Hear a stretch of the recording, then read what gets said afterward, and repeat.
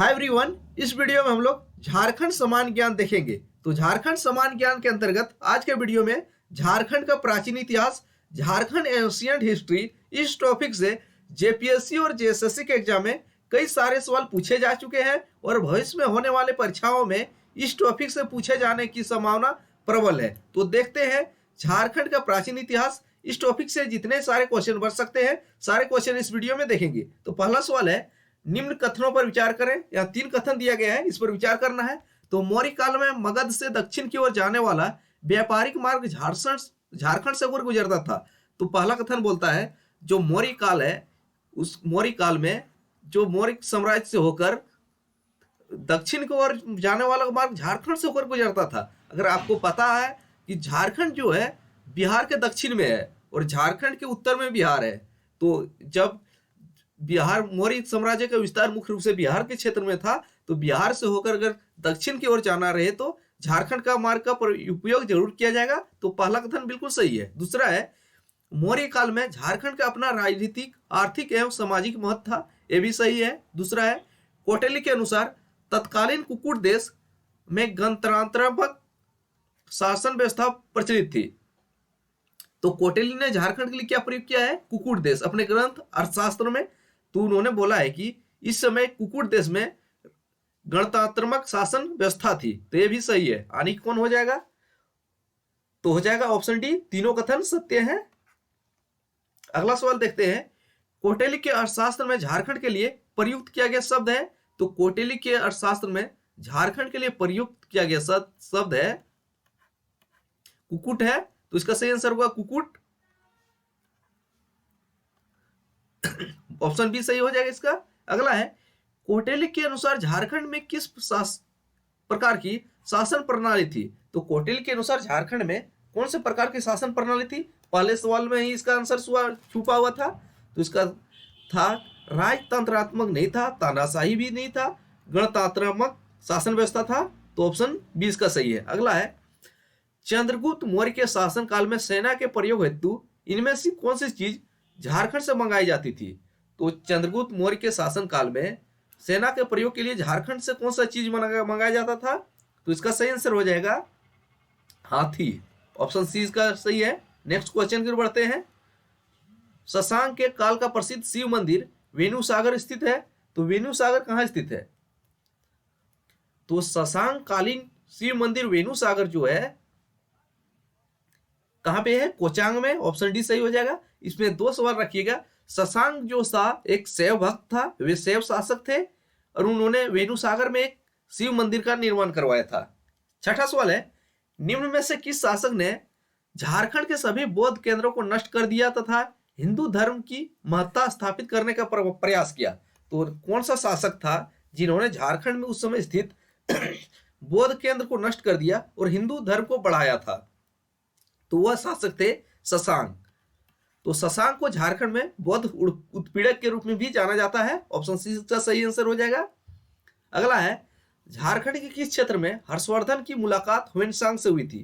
तो झारखंड के किस क्षेत्र में जो ह्वेनसांग की मुलाकात हर्षवर्धन से हुई थी वह क्षेत्र कौन सा था? वह क्षेत्र जो है राजमहल क्षेत्र था। तो राजमहल क्षेत्र में हर्षवर्धन की मुलाकात ह्वेनसांग से हुई थी। अगले सवाल,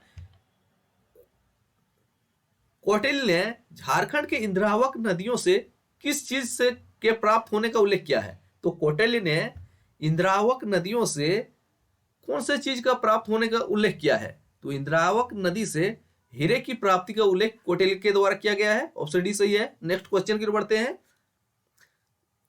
झारखंड प्रदेश में अशोक द्वारा बौद्ध धर्म के प्रचार हेतु किस अधिकारी को भेजा गया था? तो अशोक द्वारा बौद्ध धर्म के प्रचार हेतु झारखंड में कौन सा अधिकारी को भेजा गया था? तो वह अधिकारी थे रक्षित। ऑप्शन बी सही हो जाएगा। तो अशोक द्वारा झारखंड में भेजा गया अधिकारी था रक्षित। 10वां क्वेश्चन है, किस मौर्य सम्राट के कलिंग अभिलेख में झारखंड के संबंध में वर्णित है कि इस क्षेत्र के जनजातियों को मेरे धर्म का आचरण करना चाहिए? तो धर्म और शिलालेख अभिलेख किससे संबंधित है? तो यह जो है मौर्य सम्राट अशोक से संबंधित है और अशोक जो है बौद्ध धर्म का अनुयायी था। नेक्स्ट क्वेश्चन की ओर बढ़ते हैं।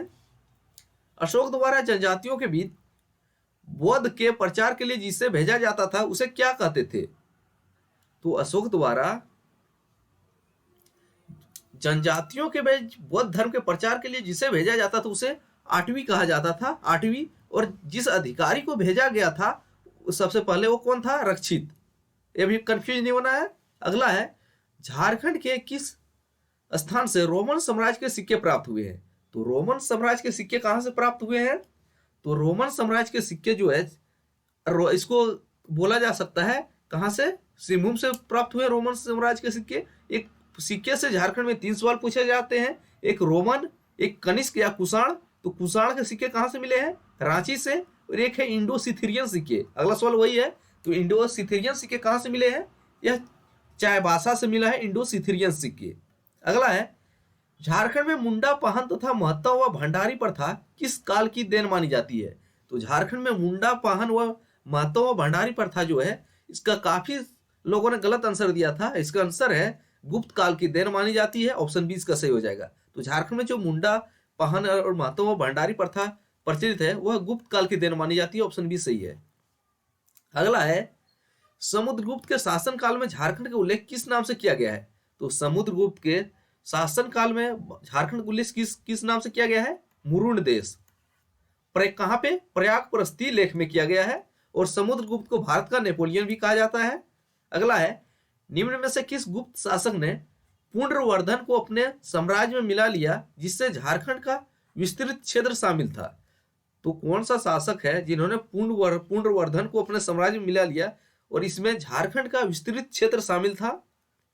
तो वह थे समुद्रगुप्त। ऑप्शन डी इसका सही है। झारखंड के निम्न में से किस स्थान से कुषाण कालीन सिक्के मिले हैं? तो कुषाण कालीन सिक्के जो है कहां से मिले हैं? रांची से मिले हैं। कुषाण कालीन सिक्के कहां से? रांची से। ऑप्शन बी सही हो जाएगा। और रोमन सिक्के सिंहभूम से, इंडो सिथिरियन सिक्के चाईबासा से। हजारीबाग के किस स्थान से गुप्तकालीन पत्थरों को काटकर बनाए गए मंदिर प्राप्त हुए हैं? तो हजारीबाग के कौन स्थान से गुप्तकालीन मंदिर मिले हैं जिसका निर्माण पत्थर को काट के किया गया है? तो वह है महुदी पहाड़। तो महुदी पहाड़ से गुप्तकालीन मंदिरों के अवशेष मिले हैं। ऑप्शन सी इसका सही है। नेक्स्ट सवाल क्वेश्चन की ओर बढ़ते हैं। चंद्रगुप्त द्वितीय के शासन काल में भारत आए चीनी यात्री फाहियान ने झारखंड के लिए किस शब्द का प्रयोग किया है? तो फाहियान ने झारखंड के लिए किस शब्द का प्रयोग किया है? तो 2 चीनी यात्री का संबंध झारखंड से है जिसका माइंड में रखना जरूरी है। एक फाहियान कब भारत आए थे? चंद्रगुप्त द्वितीय। उन्होंने झारखंड के संबंध में क्या बोला है? तो झारखंड के लिए उन्होंने कुकुटलाड शब्द का प्रयोग किया है। और एक हर्षवर्धन जो हर्षवर्धन के समय कौन आए थे? ह्वेनसांग। उन्होंने हर्षवर्धन से मुलाकात राजमहल के क्षेत्र में की थी। ये भी माइंड में रखिएगा। अगला है,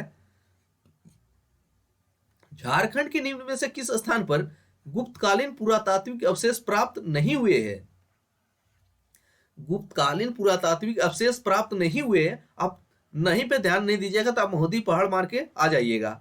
तो गुप्तकालीन पुरातात्विक अवशेष जो है सतगावा से प्राप्त हुए हैं, पिठोरिया से प्राप्त हुए हैं, महुदी पहाड़ से हुए हैं, लेकिन वेणु सागर से नहीं प्राप्त हुए हैं। ऑप्शन डी इसका सही आंसर है। नेक्स्ट क्वेश्चन की बढ़ते हैं।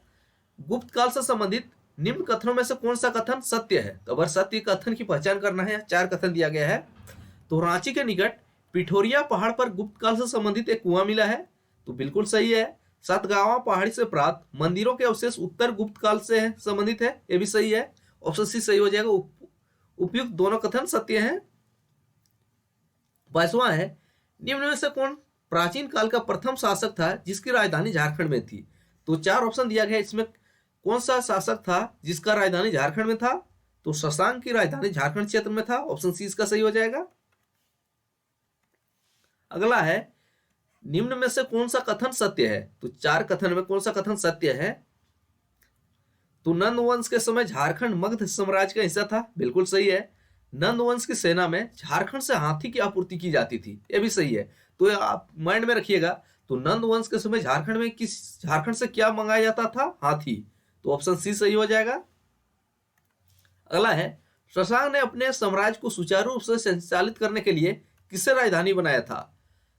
तो शशांक जो था एक शैव उपासक था। उन्होंने झारखंड में बौद्ध केंद्रों को नष्ट कर दिया। उसके बाद झारखंड क्षेत्र से अपने साम्राज्य को सुचारू रूप से संचालित करने के लिए किसको राजधानी बनाया था? तो संथाल परगना का बड़ा बाजार और दुलमी को, यानी कि उपर्युक्त दोनों। नेक्स्ट क्वेश्चन की बढ़ते हैं। शशांक के शासन के दौरान झारखंड के सिंहभूम के वेणु सागर में किस भगवान का मंदिर निर्मित किया गया? तो वेणु सागर का मंदिर किस भगवान को समर्पित है? यह है शिव मंदिर है। ऑप्शन सी सही हो जाएगा। शैव धर्म का अनुयायी वह शासक जिसने झारखंड में विभिन्न शिव मंदिरों का निर्माण करवाया। तो आपको बता चुके हैं शशांक जो थे शैव धर्म के अनुयायी थे और बौद्ध उत्पीड़क के रूप में जाने जाते थे। हर्यक वंश का वह कौन सा शासक जो झारखंड के क्षेत्र में बौद्ध धर्म का प्रचार करना चाहता था? तो कौन सा शासक था?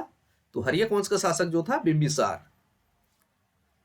28वां है, निम्न में से कौन सा कथन असत्य है? अगर असत्य कथन की पहचान करना है। कन्नौज के राजा अशोकवर्मन के विजय अभियान के दौरान मगध के राजा जीवगुप्त द्वितीय को झारखंड में शरण लेनी पड़ी। तो यह कथन सही है।